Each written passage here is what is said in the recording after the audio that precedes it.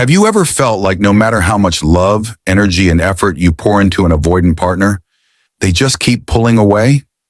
You text them, call them, try to get close, and instead of getting warmth, you get silence, coldness, or distance.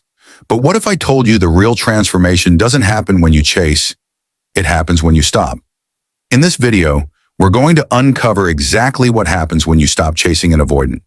We'll dive into the psychology of avoidance, the hidden fears they carry, how they react when you pull back, and most importantly, what this means for you. Stick around until the end, because I'll also share how stopping the chase can completely shift not only the dynamic with the avoidant, but also your own power, peace, and self-worth. Welcome to Love Decoded, where we turn relationship confusion into clarity. Understanding the avoidant mindset. Before we talk about what happens when you stop chasing, let's first understand what's really going on inside the avoidant mind. Avoidants are not cold-hearted or incapable of love. In fact, they crave love just like anyone else. But here's the twist. Love also feels unsafe to them.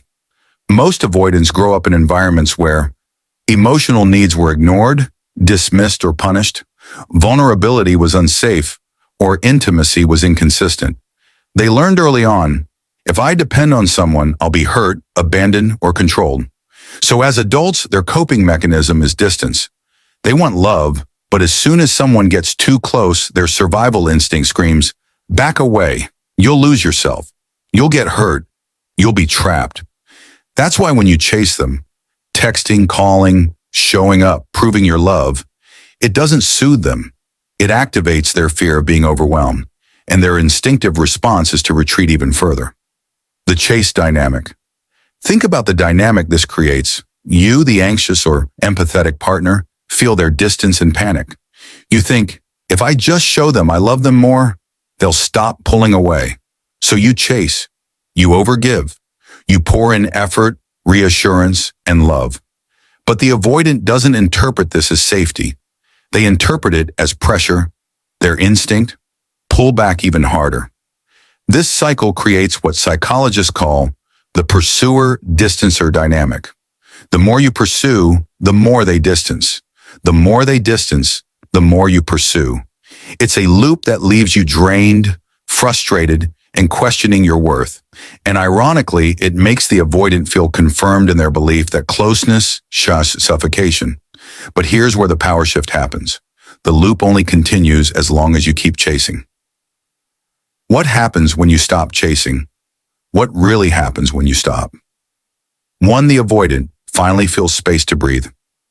When you stop texting, calling, or trying to close the gap, the avoidant no longer feels suffocated. For the first time in a long time, they experience space. And space to an avoidant is like oxygen. This doesn't mean they stop caring. It means their nervous system relaxes. Instead of feeling pressured, they finally have room to process their emotions without the panic of being overwhelmed. 2. Curiosity and awareness. Kick and avoidants are not oblivious. They notice when you stop reaching out. At first, they may feel relieved, but as time goes on, something shifts. Curiosity. They start to wonder, why aren't you chasing anymore? Have you lost interest? Have you found someone else? This curiosity is powerful because it forces the avoidant to face the very feelings they've been running from. Fear of abandonment. Fear of losing someone who truly cared. 3. The balance of power shifts. When you stop chasing, you reclaim your power. Instead of being in the vulnerable position of always pursuing, you now create a natural shift in energy. The avoidant is left to wonder, reflect, and even chase you. Avoidants often don't appreciate what they have until they feel the absence. Your silence, your withdrawal of effort, becomes louder than all the chasing ever did. 4. They confront their fear of losing you. Here's where the karmic lesson unfolds. Avoidants push away because they assume you'll always be there. When you stop, that assumption is shattered. Suddenly, they're forced to confront. What if this person actually leaves? What if I pushed away the one person who truly cared? Am I willing to lose them forever just to protect my fear of closeness? Some avoidants wake up at this point. Others don't. But either way, the truth surfaces. 5. You begin to heal yourself. Stopping the chase isn't just about what it does to the avoidant, it's about what it does to you. You finally break the exhausting cycle. You give yourself space to breathe, reflect, and reclaim your identity outside of chasing love.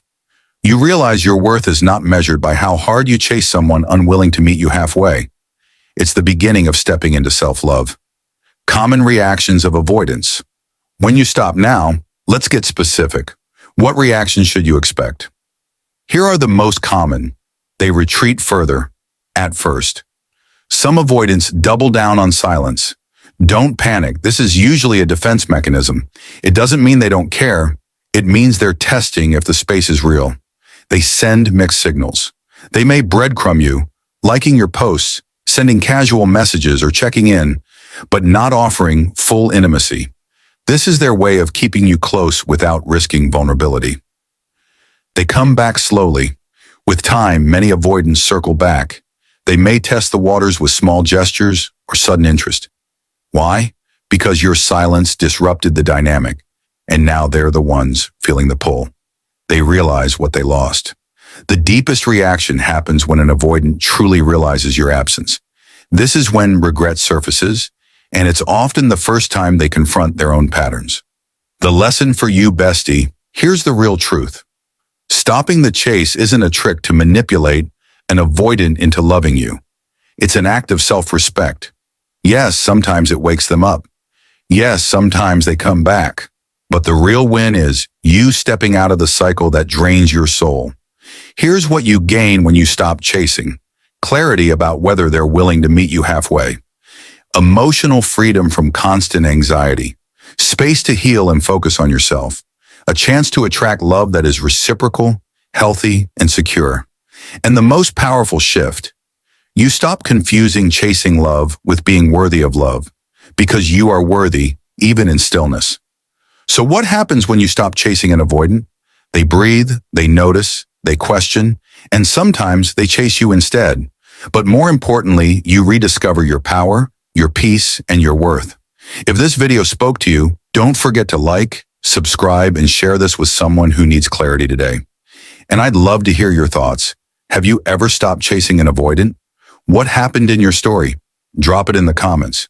Your words might be the clarity someone else is searching for.